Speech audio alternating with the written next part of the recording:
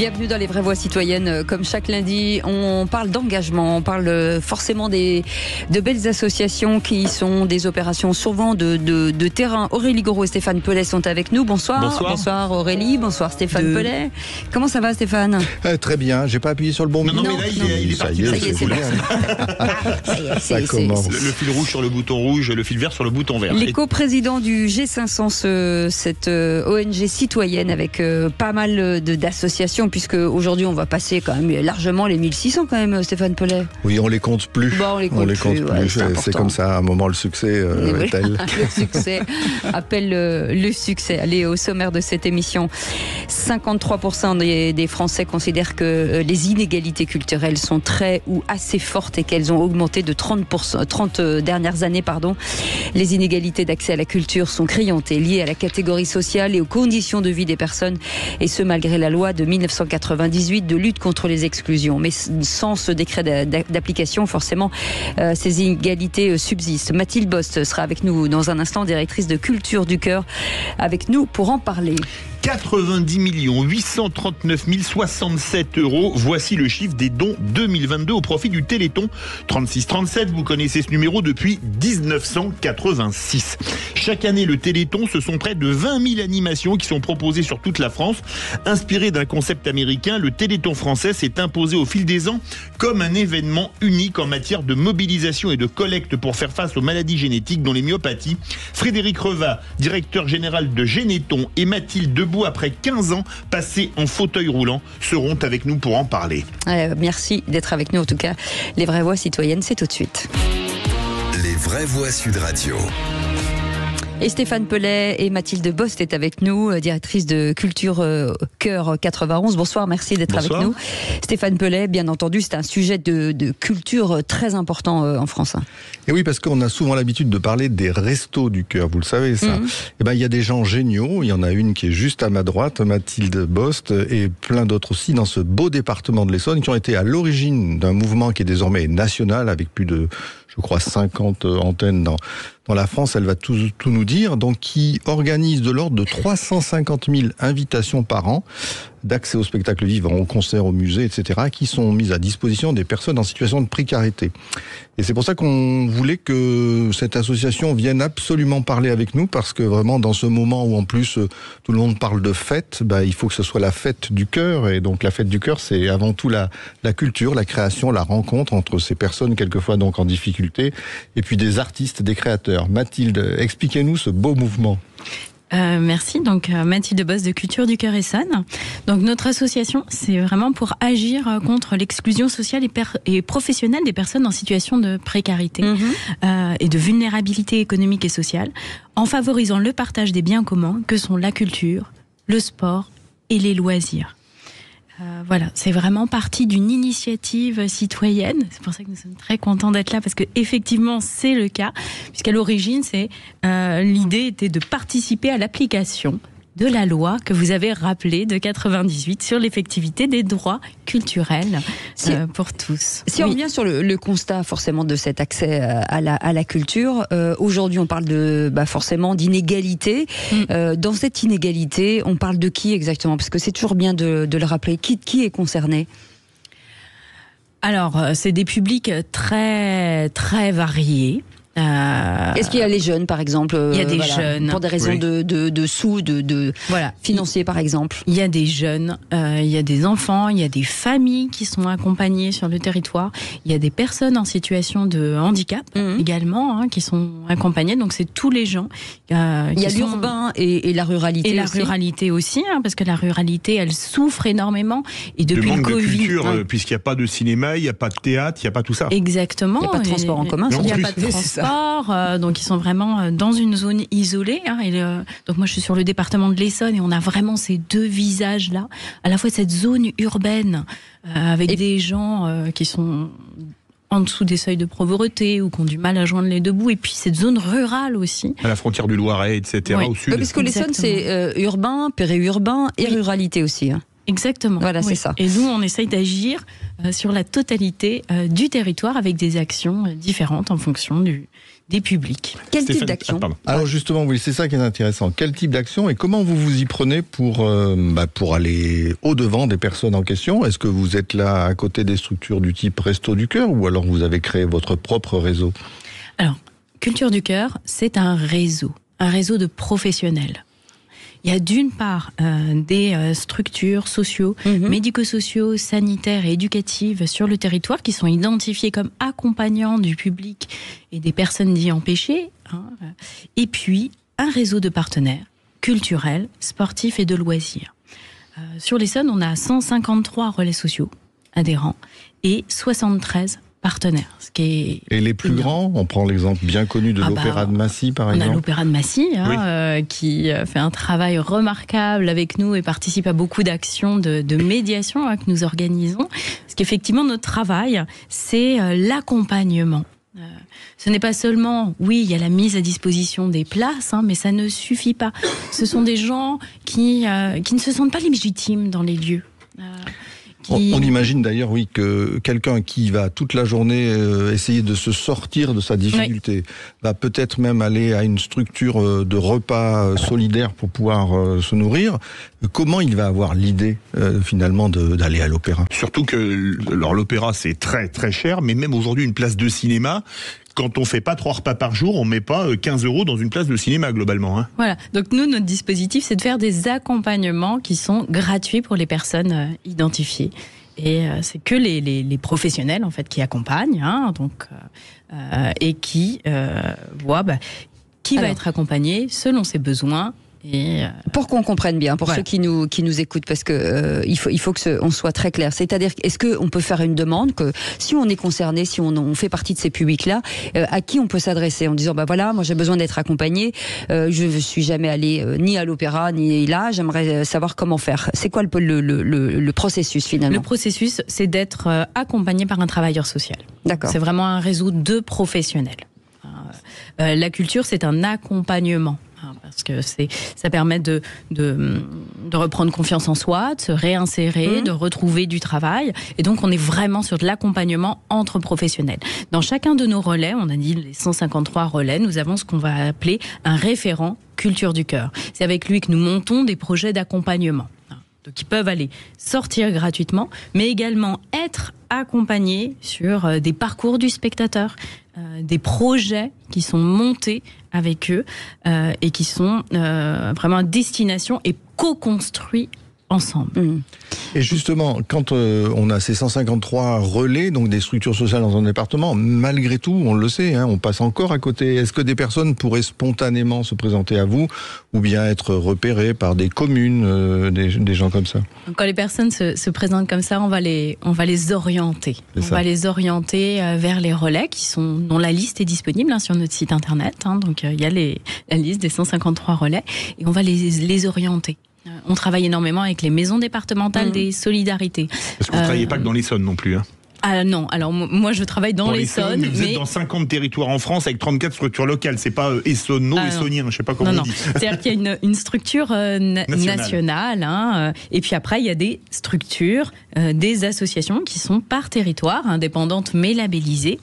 L'objectif de ces associations, c'est de construire, développer, dynamiser leur territoire, parce qu'elles ont une connaissance de proximité. Bien sûr. Et alors justement, dans le département, par exemple le vôtre, vous arrivez à amener jusqu'au spectacle, aux créateurs, combien de personnes par année ? Eh bien, cette année, ça va être plus de 3000 personnes.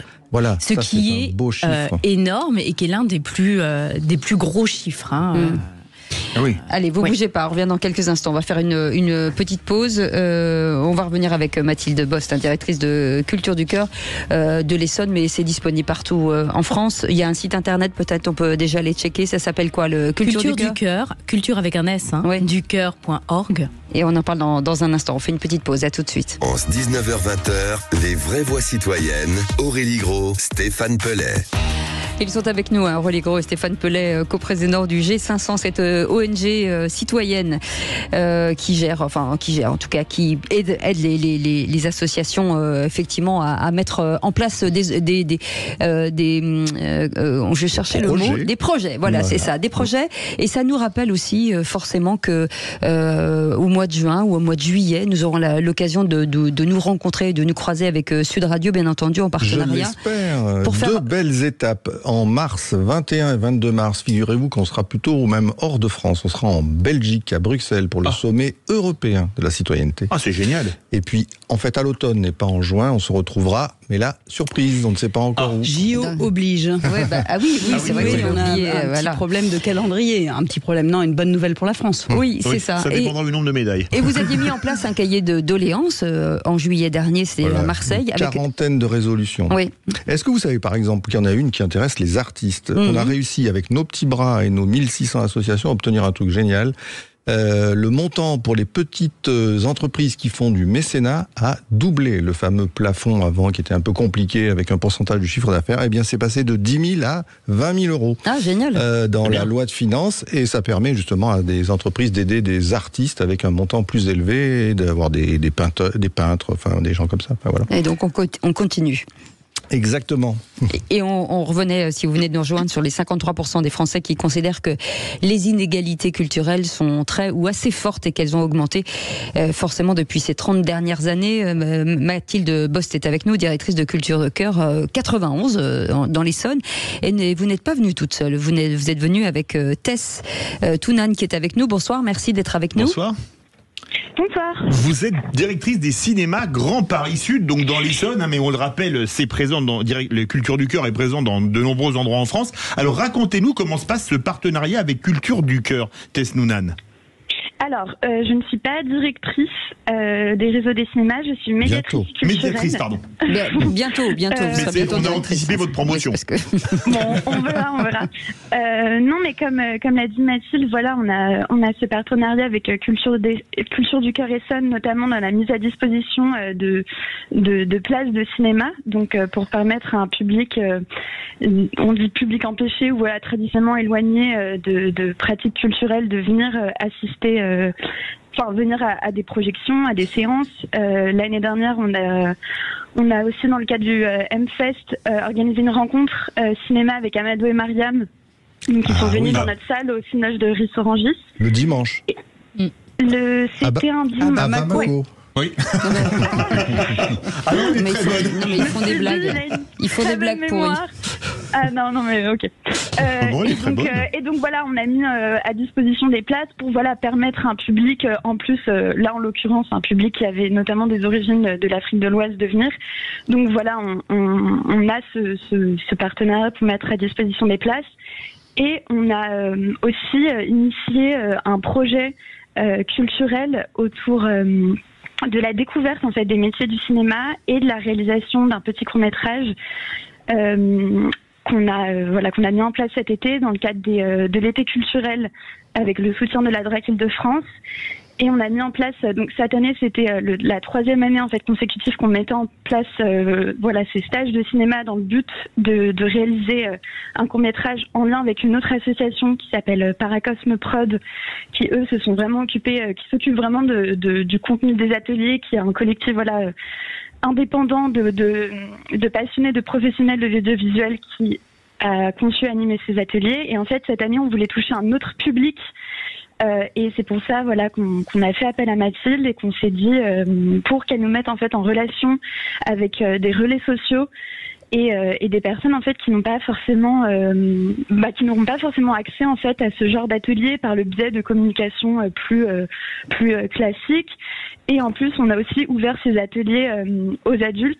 Donc il y avait 3 groupes en fait, des enfants, des ados, des adultes. Et en fait, dans chacun de ces groupes, il y avait une partie du public une partie des participants qui étaient un public culture du cœur Essonne, et donc on a vraiment fait ça dans une volonté d'inclusion en fait. Aurélie Gros veut réagir. Oui, alors ce qui est exceptionnel avec Culture du Cœur, c'est qu'en fin de compte, vous avez des publics qui n'ont pas l'accès à la culture, vous l'avez dit, dans les territoires de l'Essonne plutôt urbanisés ou non, dans les campagnes. C'est vrai que la grande banlieue est quand même relativement éloignée de tout ce qui est parisien, etc. Où il y a toutes les salles de spectacle. Et n'a pas forcément la culture, justement, pour aller vers, et on ne se sent pas forcément le droit, surtout d'y aller. Et Culture du Cœur, leur principe, c'est aussi ce partenariat avec les collectivités territoriales, que ce soit Grand Paris Sud, qui est une agglomération, que ce soit les collectivités territoriales, les communes, le conseil départemental de l'Essonne, évidemment, qui soutient. Toutes ces structures-là donnent effectivement des subventions, Mathilde, je crois. Mais au-delà de ça, il y a ces réseaux sociaux qui permettent de trouver les populations pour les amener vers le partenariat avec les cinémas, avec l'opéra, avec plein d'opérateurs culturels, permet d'avoir des places gratuitement qui sont mises à disposition de Culture du Cœur et qui permet à ces populations qui sont ciblées, il faut bien trouver un moyen de le faire, mais qui sont ciblées d'aller dans ces lieux qu'ils n'auraient pas fréquentés avant. Donc la médiatrice des cinémas Grand Paris Sud nous disait effectivement le M-Fest, Essonne Mali Festival, l'opéra, on aurait pu l'avoir aussi en témoignage, va emmener vers l'opéra avec des prix forcément qui sont de 1 euro, 0 euros. Justement, quels sont les prix? Alors c'est gratuit. C'est gratuit. Bah, voilà. Oui. Vous avez oui, allez-y. Vous voulez réagir, Tess? Non, mais comme vous l'avez dit, l'idée en fait de ce genre de partenariat qu'on mène avec Culture du Cœur, c'est justement que des personnes en fait s'approprient l'équipement culturel de leur territoire en fait, et qu'ils n'aient pas l'impression qu'ils doivent se déplacer sur Paris pour aller voir une pièce de théâtre ou un opéra ou aller voir un film d'art et d'essai ou un musée ou au musée exactement. Enfin, beaucoup de fois en fait, il y a des personnes malheureusement qui ne savent même pas en fait qu'ils sont à proximité d'un équipement culturel, et c'est ça en fait qu'on veut mettre en place aussi, c'est ce réseau et ce relationnel. Parlons du réseau, Mathilde Voss. Vous avez plus de 10 000 partenaires culturels, sportifs et sociaux. Qui sont ces partenaires et comment ça marche, outre les cinémas du sud de l'Essonne? Alors, ils sont très divers, mais en tout cas, ils partagent la même envie d'accueillir le public empêché. Mais ce sont des partenaires que vous démarchez. C'est finalement c'est eux qui vous disent comme nous disait Tess Tounan, on est venu vers vous parce que pour nous ça nous paraît incroyable qu'on puisse pas accueillir ce type de public. Comment ça se passe la relation? Alors il y a les deux. Parce que quand on rejoint Culture du Cœur, on rejoint une famille, on rejoint un réseau d'accompagnement, on rejoint des professionnels de la médiation culturelle dans le champ social. Donc nous, on a des outils derrière. Donc parce que tout ça doit être très encadré. C'est ça. Tout est très encadré. Et on est bien d'accord que ce soir, on peut d'une certaine manière lancer un appel partout en France où on est écouté dans tous les départements, en se disant que chaque fois dans le département, vous allez trouver certainement un interlocuteur, Culture du Cœur, et que tous ceux qui à un moment dirigent une compagnie, un musée, enfin bref, et qui ont envie justement de ne pas rester avec simplement un public entre guillemets, beaucoup de guillemets, disons élitiste, un peu réservé, s'ouvrir à tous, peuvent venir vers vous. Peuvent nous rejoindre avec grand plaisir, parce que nous on est vraiment des professionnels de la médiation culturelle dans le champ social. Et pour vous aider, comment est-ce qu'on fait? Pour nous aider, alors rejoindre le mouvement, devenir bénévole également, et puis on est prêt à tout don possible. On est soutenu par le conseil départemental de l'Essonne depuis sa création et la région Île-de-France pour l'effectivité des droits culturels pour les personnes en situation de handicap. Mais nous cherchons de nouveaux partenaires financiers afin de mener à bien nos actions, parce que comme nous le disions, il y a de plus en plus de demandes. Nos chiffres en 2023 sont supérieurs à tout ce qu'a pu être Culture du Cœur Essonne, et Culture du Cœur Essonne fête ses 20 ans l'année prochaine. Merci en tout cas Mathilde Bost d'avoir été avec nous, directrice de Culture du Cœur, de l'Essonne, mais c'est présent un petit peu partout en France. Merci beaucoup Tess Tounan d'avoir été avec nous, médiatrice des cinémas Grand Est Sud. Dans un instant on va revenir sur quelque chose que vous connaissez bien, c'est un événement énorme, ça s'appelle le Téléthon.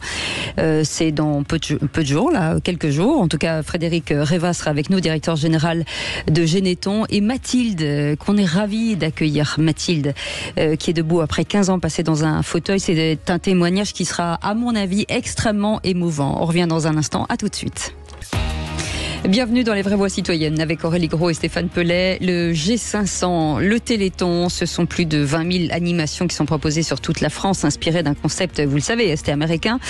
Et c'est imposé finalement au fil des ans dans nos vies, et on est bien content parce qu'aujourd'hui arrivent de très très très bonnes nouvelles. Frédéric Reva est avec nous, directeur général de Généton. Bonsoir, merci d'être avec nous. Et Mathilde qui est avec nous, et on va vous expliquer, Mathilde. Frédéric Reva, Généton est né finalement du Téléthon, c'était dans les années 90, et ça vous a permis forcément le Téléthon de gagner de l'argent pour faire de la recherche. Oui, on a pour habitude de dire que Généton c'est le laboratoire du Téléthon. Alors c'est un peu un abus de langage parce qu'il y a d'autres laboratoires qui ont été créés par le Téléthon, mais Généton ça a été le premier historiquement en 1990 avec pour mission de mettre au point, de découvrir des médicaments pour traiter les maladies génétiques rares. Aurélie Gros, forcément, le Téléthon, on ne pouvait pas passer à côté. Non, à quelques jours de l'événement, je pense que c'est une nécessité parce que, quelque part, personne ne sait, ou tout le monde, mais en tout cas, les gens ne se rendent pas compte que le Téléthon, c'est une association. Et c'est une association, comme j'aime à le dire, qui sauve des vies. Et c'est la société civile qui s'engage, qui est à vos côtés. Et vous parliez du Généton. Le Généton, c'est un laboratoire associatif, plein de grands professionnels qui découvrent des choses. Et je pense que Mathilde, qui est à nos côtés, en est l'exemple. Comment changer sa vie grâce à la société civile. Donc, je crois qu'aujourd'hui, pour mobiliser encore plus et dépasser le chiffre de 2022, il était essentiel qu'on les ait ensemble, à nos côtés ce soir. Mathilde, parce que bon... Racontez-nous, Mathilde, ce que vous avez vécu grâce au Généton et au Téléthon, qui est quand même, on va le dire, on est en période de fête, un peu un conte de fées.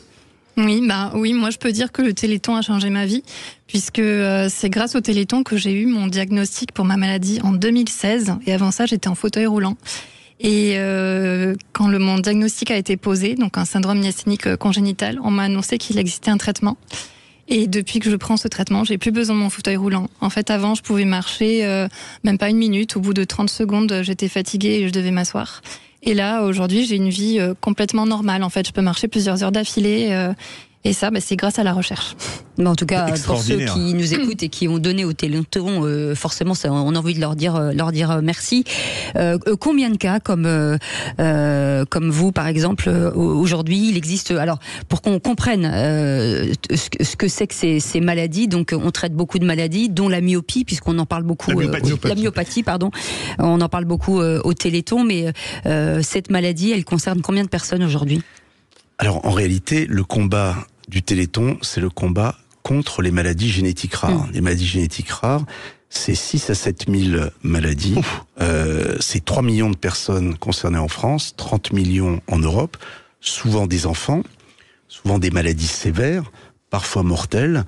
Et aujourd'hui, le Téléthon sauve des vies, et le Téléthon a changé la vie de plusieurs milliers de familles, plusieurs milliers d'enfants, grâce aux découvertes qui ont été financées avec l'aide des donateurs. Vous avez dit, j'ai bien entendu, 7000 maladies, c'est ça ? Absolument, 7000 maladies. Quand on a les dons du Téléthon, fût-il important, comme l'an passé, on ne peut pas faire de la recherche sur 7000 maladies, on se concentre sur celles qui touchent le plus de personnes ?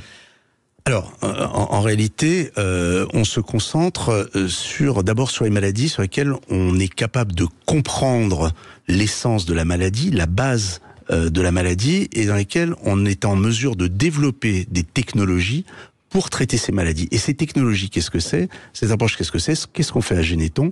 C'est un peu différent du traitement de Mathilde, mais ce qu'on fait à Généton, c'est de la thérapie génique. On parle de maladies génétiques, et on va vouloir corriger l'anomalie génétique, ce gène qui est muté, on va vouloir le corriger en apportant aux malades une copie normale du gène qui chez eux est muté. C'est de la thérapie génique. Quand on a démarré ça à la fin des années 90, on nous a dit que c'était de la science-fiction, qu'on n'y arriverait jamais. Aujourd'hui, plus de 20 ans après, il y a un médicament issu des recherches de Généton qui est aujourd'hui à la disposition des malades, 13 produits de thérapie génique qui sont en cours de développement et une vraie révolution de la thérapie génique dont on a été moteur et qui touche maintenant l'ensemble du champ thérapeutique. Et ce qui est important de comprendre, c'est que le Téléthon, c'est le traitement de maladies rares. C'est par exemple, c'est le traitement du petit Jules. Le petit Jules atteint d'une maladie qui n'intéressait personne, la myopathie myotubulaire. Il y a plus de 200 myopathies différentes. La myopathie myotubulaire, cette maladie qui emporte tous les enfants, 50% des enfants avant l'âge de 2 ans. Jules, c'était une poupée de chiffon. Il ne pouvait pas tenir la tête, il ne pouvait pas tenir assis. Il avait besoin d'un respirateur 24 heures sur 24. En 2020, il a reçu un traitement qui a été conçu à Généton. Aujourd'hui, Jules, c'est un petit bonhomme de 7 ans. Alors, il a plus besoin de respirateur. Il marche. Non seulement il marche, il court. Vous le verriez sur les aires de jeu pour enfants monter les agrès. Vous le verriez faire des châteaux de sable et jouer au ballon. Voilà ce que ça fait, voilà ce que c'est que la thérapie génique. Et c'est utile non seulement pour les maladies génétiques rares, mais maintenant il y a des traitements de thérapie génique pour des maladies fréquentes.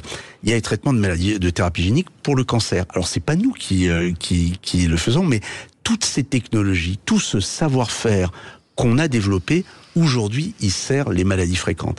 Et voilà ce que c'est que le Téléthon. Et ça change les vies. Ça change les vies pour les malades, pour les enfants atteints de maladies rares. Mais aujourd'hui, ça change les vies d'un très grand nombre de malades au-delà des maladies rares. Aurélie, ce que j'allais poser comme question, c'est l'effet domino, en fin de compte. C'est que sur les maladies rares, ça entraîne aussi de la recherche qui permet de soigner des maladies qu'on peut considérer comme, entre guillemets, évidemment, plus ordinaires, ou qu'on rencontre la maladie de Parkinson, ou encore certains types de cancers. Oui, aujourd'hui, alors les cancers dont on parle sont des cancers qui sont résistants à plusieurs séries. Donc c'est des maladies gravissimes. Et aujourd'hui, cancer génétique, il y a certains cancers du sein, certains cancers de l'ovaire, de mémoire. Oui, alors là, on parle surtout de cancer du sang par thérapie génique aujourd'hui. Voilà.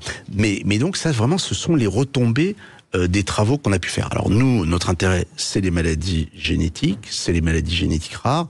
Et aujourd'hui, il y a des traitements en cours de développement pour des maladies de la... Alors vous parlez de myopie. Alors il y a des maladies, il y a des traitements en cours de développement pour les maladies de l'œil. Donc des maladies rares du nerf optique. Mais c'est un gène, la myopie d'ailleurs. Alors oui, il y a aussi des myopies congénitales. Là, c'est une maladie vraiment qui rend aveugle. Pour des maladies du sang. Pour des maladies du système immunitaire, on se souvient que le premier essai de thérapie génique réussi, il a eu lieu en France, financé grâce au Téléthon, c'était pour les bébés bulles. Oui, exact. Voilà, c'était à la fin des années 90, des maladies du sang, des maladies du foie. Et voilà, et voilà, et tous ceux, et c'est un long chemin. Généton a été créé en 1990. C'est un long chemin, mais aujourd'hui on en voit les résultats, et je pense que tous ceux qui ont donné au Téléthon peuvent être fiers de ce qu'ils ont rendu possible. Absolument. Mathilde, pour revenir sur votre maladie, aujourd'hui ça veut dire que vous êtes guérie ? Alors non, je suis pas tout à fait guérie. En fait, j'ai plus les symptômes tant que je prends le traitement. Mais si j'arrête de prendre le traitement, les symptômes de la maladie reviennent. Mais j'ai de la chance que ce soit un traitement qui n'est pas du tout contraignant. C'est pas un traitement très lourd, 20 cachets par jour, toutes les 3 heures et se réveiller. C'est un comprimé matin, midi et soir. D'accord. Oui, il y a pire. Oui. Et donc ça vous permet aujourd'hui d'avoir une vie tout à fait normale, c'est ça ? Vous pouvez travailler, vous pouvez... Oui, je travaillais déjà avant, mais la grosse différence c'est que je me déplace debout. Et puis, alors je sais pas si ça aurait été possible, mais surtout je vis une vie de famille maintenant. J'ai 2 enfants, alors que... Avant, avec la maladie, avec le fauteuil roulant, j'avais beaucoup de mal à me projeter dans ce quotidien-là. En fait, c'est aussi ça. Le monde du handicap, c'est ça aussi. En fait, la difficulté à se projeter, parce que aujourd'hui, malheureusement, il y a beaucoup de choses qui sont pas adaptées pour les personnes atteintes de ces maladies. Vous avez été contrainte d'aller dans un fauteuil roulant à quel âge ? Alors, j'ai eu mon premier fauteuil à 13 ans, mais en réalité, les symptômes, ils étaient là depuis ma naissance. C'est juste qu'avant l'âge de 13 ans, je me faisais beaucoup porter. Et finalement, le fauteuil, il a été assez libérateur pour moi, parce que c'est à ce moment-là que j'ai gagné un peu en autonomie. J'avais un fauteuil manuel, donc là j'étais obligée d'avoir quelqu'un pour me pousser, puis j'ai eu un fauteuil électrique, et c'est comme ça en fait que j'avais construit un quotidien qui me permettait d'avoir une vie la plus normale possible finalement. Donc j'étais épanouie avant le traitement, mais c'est quand même beaucoup plus simple quand on peut se déplacer sur ses pieds. Et le traitement est arrivé quand vous aviez quel âge ? Pardon ? Le traitement est arrivé quand vous aviez quel âge ? J'avais 26 ans. Donc 13 ans en fauteuil roulant. Ouais. Oui. Voilà. Oui. Écoutez, moi je suis très émue forcément par ce témoignage. Donc on va envoyer la pub et on va revenir dans un instant. Si vous avez des questions, c'est peut-être le moment, 0826 300 300, puisqu'on a envie de forcément vous poser 1 milliard de questions pour avoir des jolies réponses comme celle de Mathilde. Allez, vous restez avec nous, c'est les vraies voix citoyennes, on est ensemble jusqu'à 20h. Sud Radio, les vraies voix qui font bouger la France, 19h-20h, les vraies voix citoyennes, Aurélie Gros, Stéphane Pellet. Et dans quelques jours, le 8 et le 9 décembre, s'ouvre le Téléthon, comme tous les ans. Vous allez être forcément appelé pour aider la science. Frédéric Reva est avec nous, directeur général du Généthon. D'où sort forcément toute cette intelligence scientifique forcément à l'endroit des patients. Mathilde est avec nous. Mathilde qui, il y a quelques instants, nous racontait avoir passé 15 ans finalement dans un fauteuil et aujourd'hui d'avoir une vie totalement normale, et on est très heureuse pour elle. Stéphane Pellet, vous vouliez revenir et intervenir peut-être? Moi aussi, je suis très heureuse, vous avez raison. Oui, non, ce que je voulais dire, c'est que derrière, c'est le tiers secteur pour nous. C'est tous ces gens qui se mobilisent, donc qui lèvent plus de 30 millions d'euros, 90 millions d'euros, etc. Mais ça a créé une véritable ville, il faut le dire. Évry-Courcouronnes en France, c'est la capitale de la recherche génomique, même peut-être à l'échelle européenne, vous allez nous le dire. Je crois qu'il y a plus de 200 entreprises et labos de recherche. Mais il y a surtout une question, moi, qui me passionne, c'est par rapport aux grands labos qui regardent les maladies en fonction quand même du marché qu'elles représentent, comment vous gérez cette affaire-là? Comme disait d'ailleurs tout à l'heure Aurélie Gros, on est parti finalement de patients, de parents, de familles autour, et vous avez créé ce Généthon. Comment vous faites vos choix, et est-ce que vous avez vraiment conscience justement d'être un peu à l'antithèse de l'approche, on va dire, pour faire simple, capitalistique des labos? Oui. Alors, Généthon, c'est une structure associative à but non lucratif. Et voilà. Donc, donc on fait de la recherche de médicaments, mais on le fait à but non lucratif. Alors, ce qui veut dire que l'ensemble des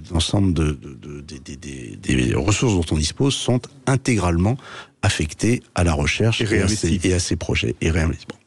Et donc, on va travailler sur les pathologies pour lesquelles on a, soit chez nous, soit dans notre environnement, soit dans ce réseau de laboratoires de recherche financé par le Téléthon, on a de la science d'excellence. Tout ça s'appuie sur de la science d'excellence. Et on le combine à notre savoir-faire, à cette technologie dont on a été pionnier, la thérapie génique, on a été pionnier de cette technologie, et on combine ça pour mettre au point des traitements. Mais c'est pas le nombre de patients qui nous intéresse. On travaille sur des pathologies pour lesquelles il y a très peu de patients. Qu'on appelle parfois des maladies orphelines. Alors, elles sont orphelines par définition parce qu'il n'y a pas de traitement, mais elles sont rares, et parfois on dit qu'elles sont même ultra rares. Mais pour nous, elles sont importantes parce que d'abord, il faut laisser personne au bord du chemin. Nous ne voulons laisser personne au bord du chemin, et le nombre de patients n'est pas un argument. Si on a la capacité scientifiquement de faire avancer, il faut le faire. Et il y a aujourd'hui 95% des maladies rares pour lesquelles il n'y a pas de traitement. Et puis on choisit également les pathologies, les projets de recherche, parce que ce qu'on va faire sur une pathologie va pouvoir nous aider sur d'autres pathologies. Et donc va pouvoir, d'une certaine manière, bénéficier, va pouvoir réverbérer sur toute une série d'autres maladies. Donc c'est comme ça qu'on choisit nos maladies. Et maintenant, les grands laboratoires, parfois on a des partenariats, parfois avec les grands laboratoires, mais pour les plus fréquentes de nos maladies, parce que la plupart des maladies sont trop rares, la plupart des maladies sur lesquelles on travaille sont trop rares pour intéresser les laboratoires, et c'est un vrai problème. C'est un vrai problème. Et est-ce que quelque part, le fait d'arriver à gagner de l'argent sur des médicaments qui touchent un grand nombre de personnes vous permet de faire de la recherche sur des maladies plus, on va dire, plus confidentielles en nombre de malades? Là, vous travaillez, je crois, sur la dégénérescence maculaire liée à l'âge, par exemple, et même quelque chose qui n'est pas une maladie, c'est les grands brûlés. Oui. Alors nous, on travaille pas sur la dégénérescence maculaire liée à l'âge, mais les technologies qu'on met au point, permettent de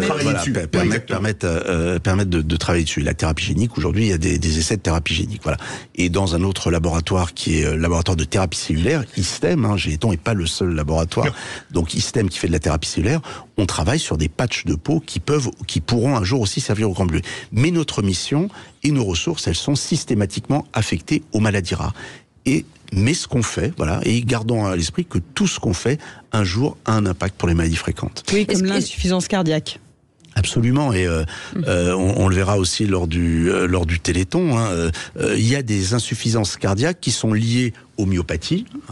Il y a des insuffisances cardiaques qui sont génétiques, et puis il y a des insuffisances cardiaques qui sont les insuffisances cardiaques générales. Et quand on travaille sur une insuffisance cardiaque à caractère génétique, eh bien tout ce qu'on met au point va pouvoir être utilisé sur les insuffisances cardiaques au sens large. Est-ce qu'on peut dire que la maladie de Mathilde est endiguée? Est-ce qu'on peut dire que finalement on a réussi à y mettre un terme et de pouvoir avoir une vraie vie normale, ce que dit Mathilde? Alors, d'abord, je rends à César ce qui est à César. C'est pas à Généton a été trouvé le laboratoire, le traitement de Mathilde, c'est à l'Institut de myologie. C'est l'Institut de myologie qui est un autre laboratoire. Voilà. Donc ça, je pense que c'est une précision importante, parce que si mes collègues de l'Institut de myologie m'écoutaient, voilà.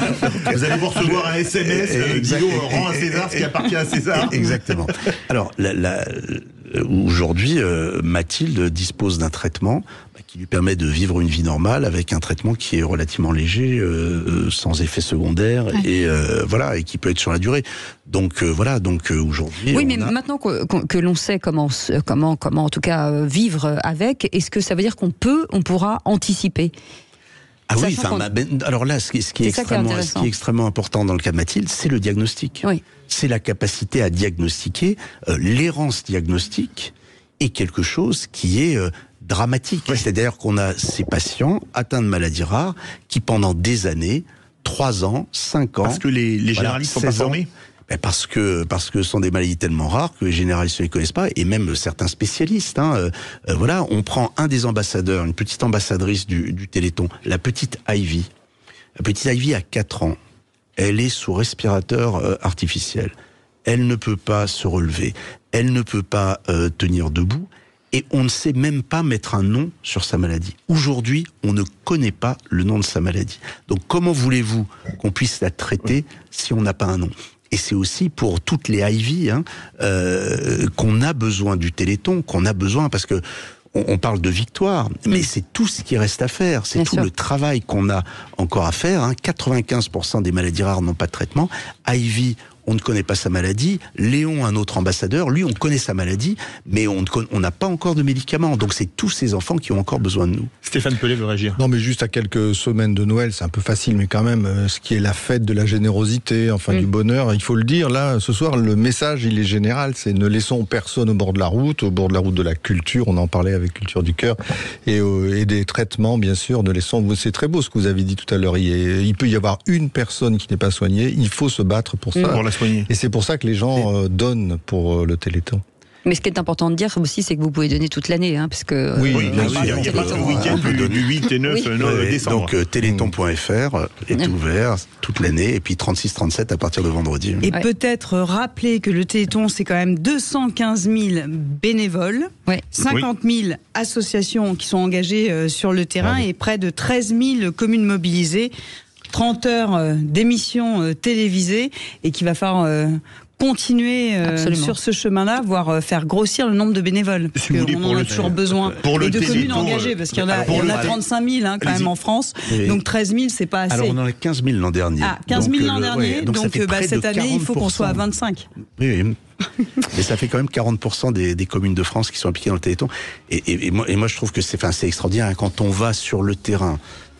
Quand on va pas, on va dans des communes, qui sont qu'on n'a pas l'habitude de voir. On travaille à Ivry. La mobilisation est générale. Et on y va et on voit cette mobilisation autour de la science, autour des enfants, autour de la recherche médicale. C'est exceptionnel. En tout cas, merci à vous, merci vraiment à vous aussi. Merci beaucoup Mathilde Bost d'avoir été avec nous, directrice de Culture du Cœur 91. Merci beaucoup Mathilde, bien entendu, d'avoir été, de nous avoir offert ce joli témoignage. Et merci beaucoup Frédéric Reva, directeur général de Généton. Et merci à tous les scientifiques aujourd'hui qui s'engagent et qui travaillent. Nous, on vous retrouve demain à 17h avec Philippe David et nos vraies voix. Absolument. En attendant, Sud Radio à votre service. Et ensuite les essentiels de Sud Radio. Merci à vous et merci à toute notre équipe. À notre équipe formidable. Salut et à demain.